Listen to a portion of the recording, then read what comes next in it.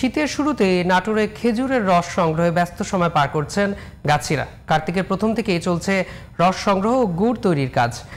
এখানকার খেজুরের গুড় স্বাদ ও গুণে দেশ জুড়ে জনপ্রিয়। প্রসিদ্ধ এই খেজুরের রস এখন বিক্রি হচ্ছে অনলাইনেও। নাটোর সংবাদদাতা রাশিদুল ইসলামের রিপোর্ট, জানাচ্ছেন কিরণ মোস্তফা।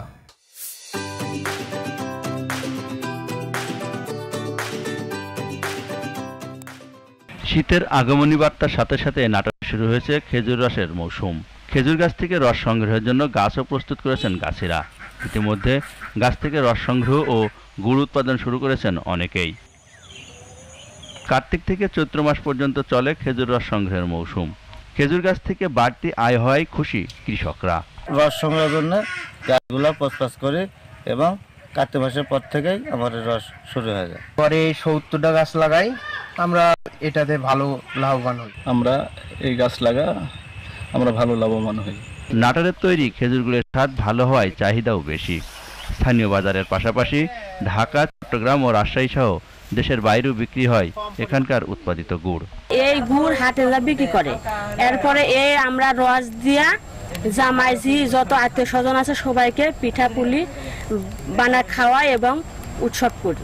নির্ভেজালে আমি গুড় বেশি, আমি কোনো ভেজাল দিই না। চলতি বছর নাটোরে 5,34,000 খেজুর গাছ থেকে 10,000 মেট্রিক টন গুড় উৎপাদনের লক্ষ্যমাত্রা নির্ধারণ করেছে জেলা কৃষি বিভাগ। 5,34,000টি খেজুর গাছ থেকে আমরা প্রায় 10,000 মেট্রিক টন খেজুরের গুড় পেয়ে থাকি।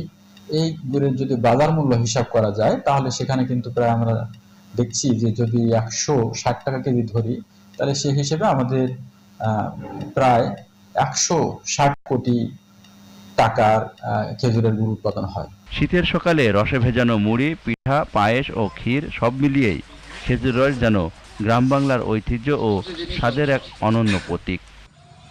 কিরণ মোস্তফা, জিটিভি নিউজ।